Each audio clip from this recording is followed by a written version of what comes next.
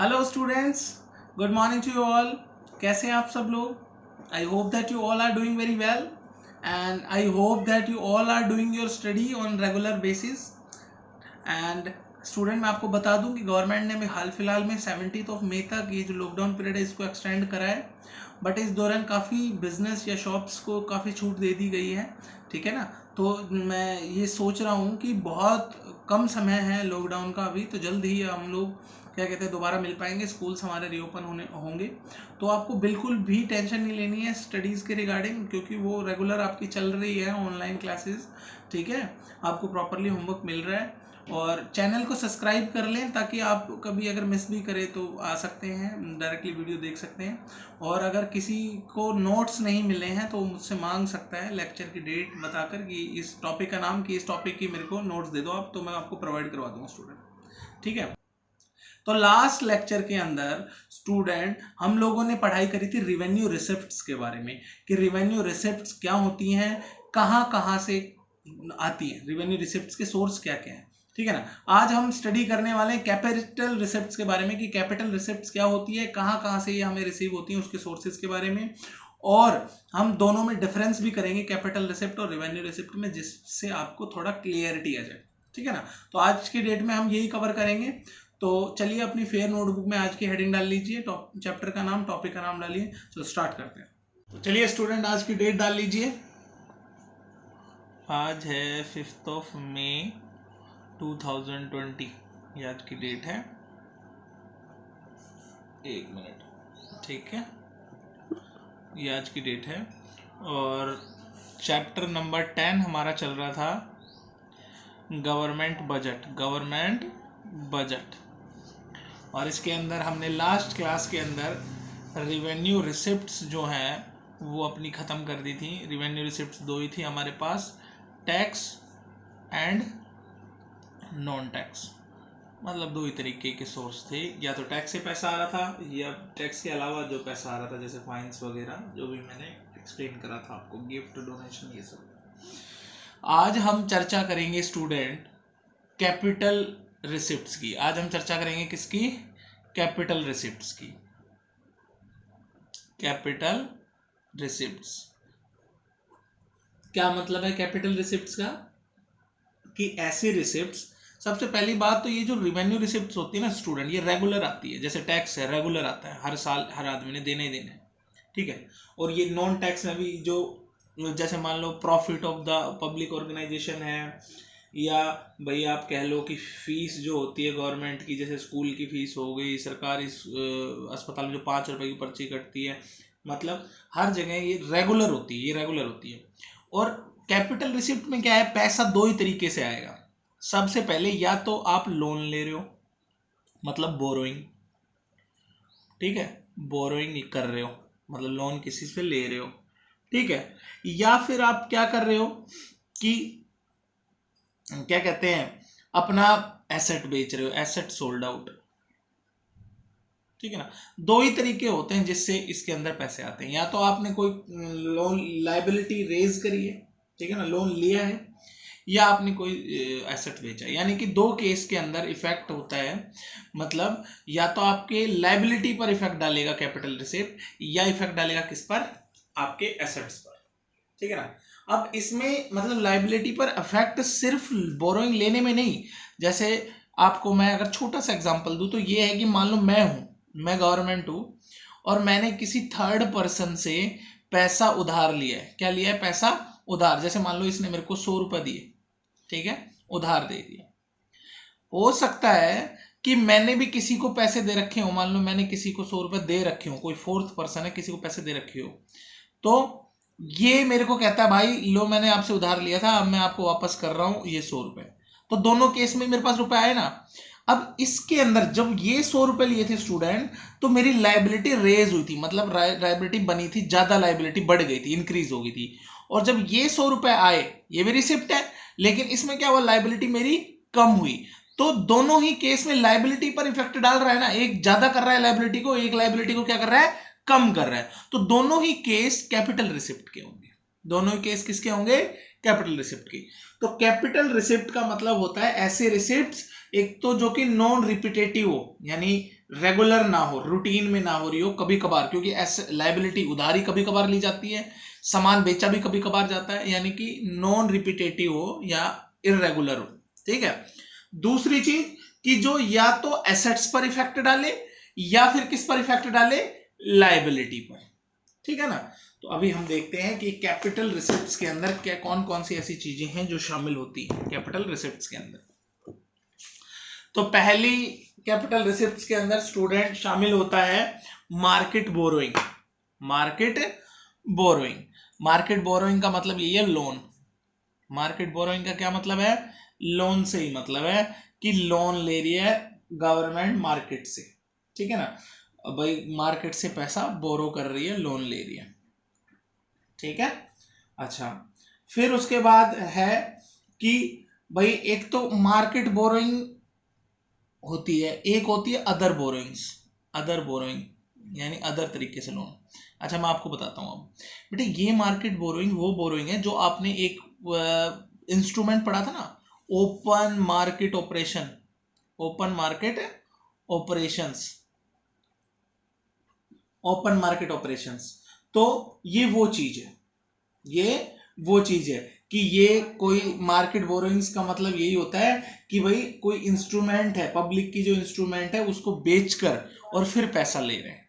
Market borrowings का मतलब है कि, तो मार्केट बोरोइंग्स का ये मतलब है कि गवर्नमेंट कुछ बेच रही है अपना, जैसे अपनी एनएससी सर्टिफिकेट हो गई या कुछ बेच रही है गवर्नमेंट अपनी सेविंग्स वगैरह। ठीक है, तो उससे पैसा क्रिएट हो रहा है, तो उसे मार्केट बोरोइंग बोल देते हैं। और इसके अंदर अदर बोरोइंग में क्या आ जाएगा कि गवर्नमेंट पैसा उधार ले रही है, बोरोइंग फ्रॉम आरबीआई से पैसा ले रही है, या फिर कमर्शियल बैंक से पैसा ले रही है। ठीक है, या फिर किससे पैसा ले सकती है, या फिर अपना कोई क्या कहते हैं, कोई फ्रेंडली कंट्री है अपनी, फॉरेन फ्रेंडली कंट्री है कोई। ठीक है, कोई फ्रेंडली कंट्री है उससे पैसा लिया जा रहा है, friendly foreign country, foreign country. ठीक है, तो ये है कि या तो अपने किसी फ्रेंडली कंट्री से पैसा ले रही है, ठीक है, फॉरेन कंट्री से पैसा ले रही है, या फिर क्या कहते हैं अपना आरबीआई से पैसा ले रही है, कमर्शियल बैंक से पैसा ले रही है। अच्छा, इन इन दोनों पॉइंट में किसी बच्चे को कंफ्यूजन हो तो सिर्फ बोरोइंग भी लिख सकता है। ठीक है, अगर मार्केट आपको समझ नहीं आ रहा तो आप खाली एक ही पॉइंट लिख दो, बोरोइंग। ठीक है, और उसको एक्सप्लेन कर देना कि borrowing from RBI, commercial bank, foreign countries etcetera. ठीक है, वो मार्केट बोरोइंग लिखने की जरूरत नहीं है। हालांकि मैं आपको डिफरेंस बता चुका हूँ, मार्केट बोरोइंग का मतलब है कि अपने कोई पब्लिक एसेट सोल्ड करें अपने मार्केट में। ठीक है ना, जैसे ओपन मार्केट ऑपरेशन में मैंने आपको बताया नहीं था, सिक्योरिटी बाई और सेल करती है, तो ये सिक्योरिटी सेल करने वाला केस है कि जिसके अंदर सेल करिए सिक्योरिटी और पैसा लिया है। ठीक है, और ये वाला कौन सा केस है जिसमें उधार लिया है इसने। ठीक है, तो इसके अंदर एसेट सोल्ड हो रहा है और इसके अंदर लाइबिलिटी क्रिएट हो रही है। ठीक है स्टूडेंट, बाकी इन दोनों पॉइंट की जगह आप एक पॉइंट बोरोइंग भी लिख सकते हो, कोई इशू नहीं है। ठीक है, सेकंड पॉइंट पे आते हैं स्टूडेंट। अभी जैसा कि मैंने बताया, recovery of loan. Recovery of loan, भाई आपने पहले किसी को लोन दे रखा था, वहां उसने पैसा आपको लौटा दिया, यानी कि आपकी लाइबिलिटी कम हुई। लाइबिलिटी को इफेक्ट डाल रहा है ये कि आपने किसी को पैसा उधार दे रखा था। ठीक है ना, आपने पैसा किसी को उधार दे रखा था, अब क्या हो गया, वो उधारी कम हो गई। वो उधारी क्या हो गई, कम हो गई। ठीक है ना, तो आपका, आपके जो क्या कहते हैं डेटर्स है, आपके डेटर्स एसेट्स होते हैं। भाई जिसको आपने उधार दे रखा वो कौन है, आपके डेटर्स। और डेटर्स क्या होते हैं, आपके एसेट्स। डेटर्स क्या होते हैं, आपके एसेट्स। तो आपके एसेट कम हो रहे हैं, मतलब डेटर आपने किसी को 200 रुपये दे रखे थे, यानी 200 रुपये के डेटर आप बैलेंस शीट में दिखाओगे एसेट साइड में। ठीक है, वहीं अगर वो आपको पैसे दे गया, 100 रुपये दे गया, यानी कि आपके डेटर कितने से कम हो गए, 100 रुपये से, यानी कि आपके एसेट्स, एसेट कितने से कम हो गए, 100 रुपये से। क्लियर है स्टूडेंट, समझ गए। ठीक है, आगे बढ़ते हैं।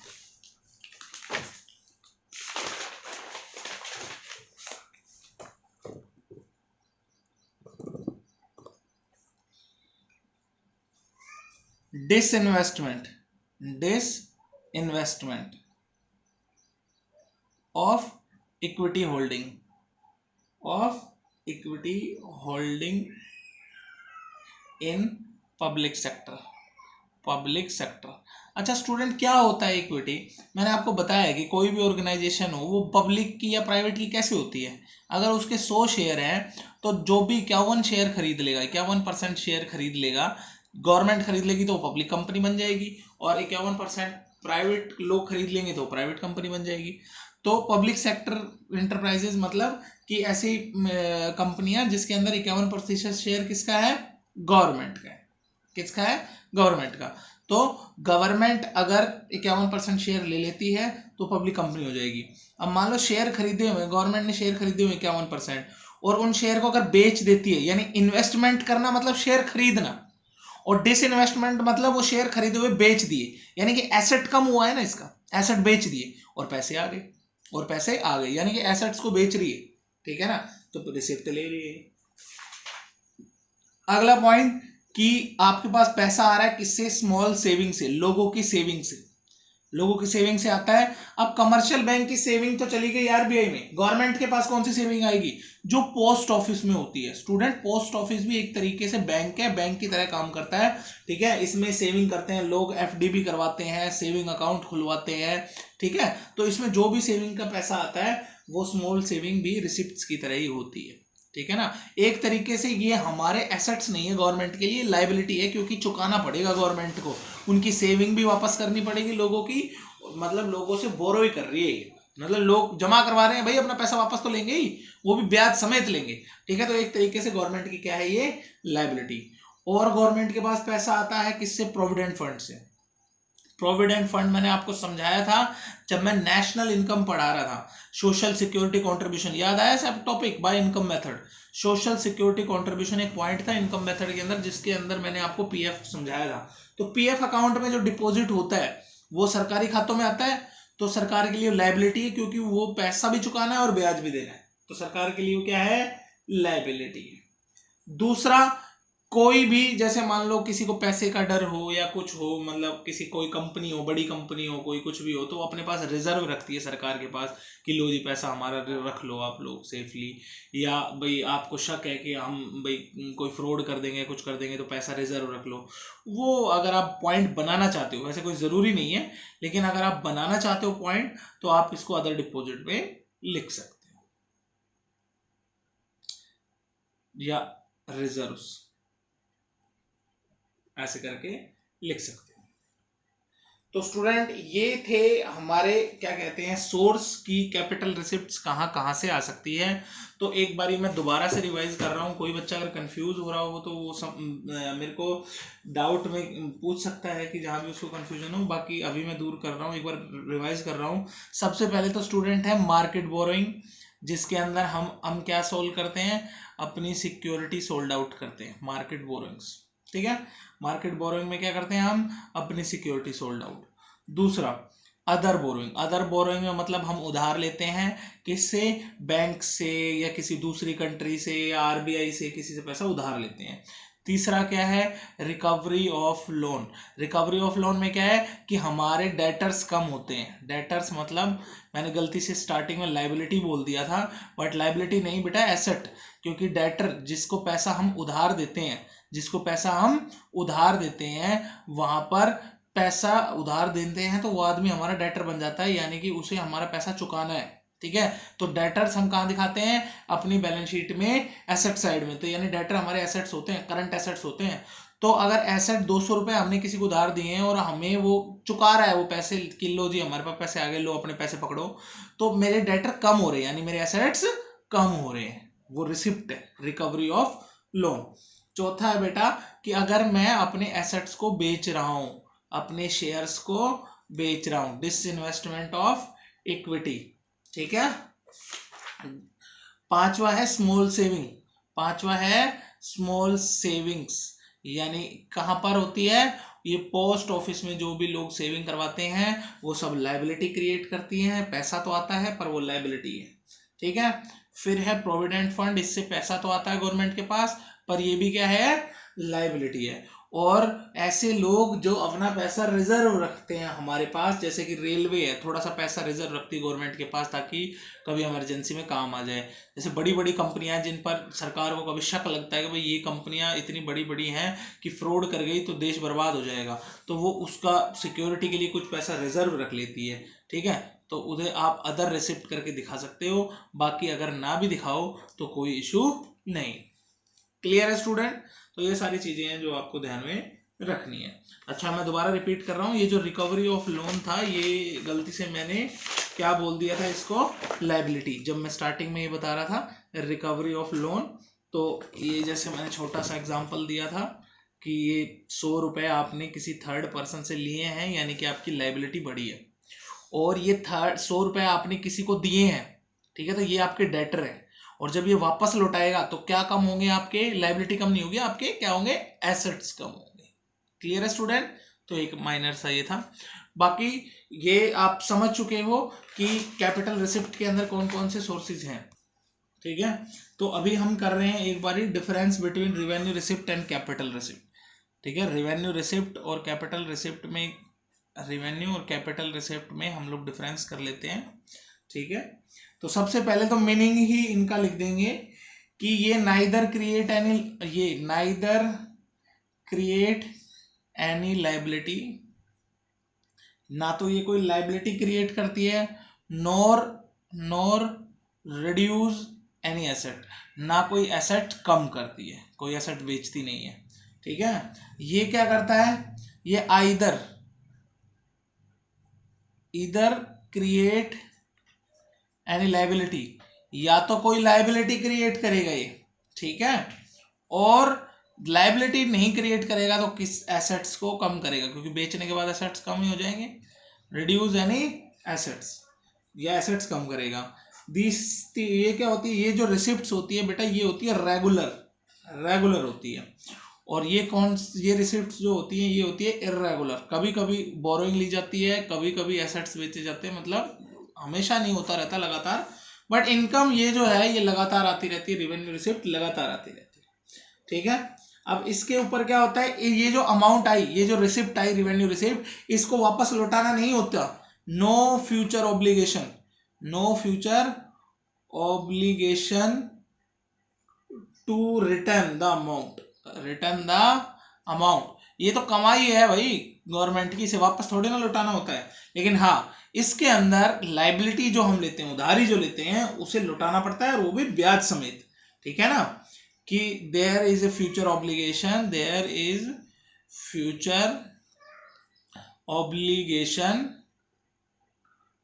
टू रिटर्न द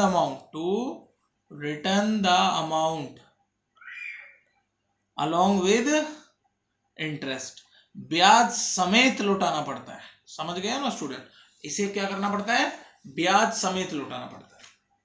ठीक है, और इसके सोर्स क्या क्या है, टैक्स एंड नॉन टैक्स, और इसके सोर्स मैंने अभी लिखवाए हैं आपको भाई, जो भी सोर्स हैं इसके सारे लिख देना आप। मार्केट बोरोइंग, ठीक है, और भी लिख सकते हो डिसइन्वेस्टमेंट, जो भी मैंने अभी लिखवाए हैं वो आप लिख लेना। ठीक है स्टूडेंट, तो ये डिफरेंस था रेवेन्यू रिसिप्ट और कैपिटल रिसिप्ट में, और हमने दोनों को ही कवर कर लिया है। जिन बच्चों ने मेरी रेवेन्यू रिसिप्ट वाली वीडियो नहीं देखी है तो वो इससे प्रीवियस वीडियो है मेरे चैनल पर, वो अपलोड होगी, जाकर कोई भी बच्चा उसे देख सकता है, समझ सकता है। उसके बाद आराम से आप कैपिटल रिसिप्ट पढ़ें और दोनों के डिफरेंस को आप आसानी से समझ जाओगे। ठीक है, मिलते हैं कल के लेक्चर में एक नए कॉन्सेप्ट के साथ, नई वीडियो के साथ। तब तक के लिए bye bye and take care.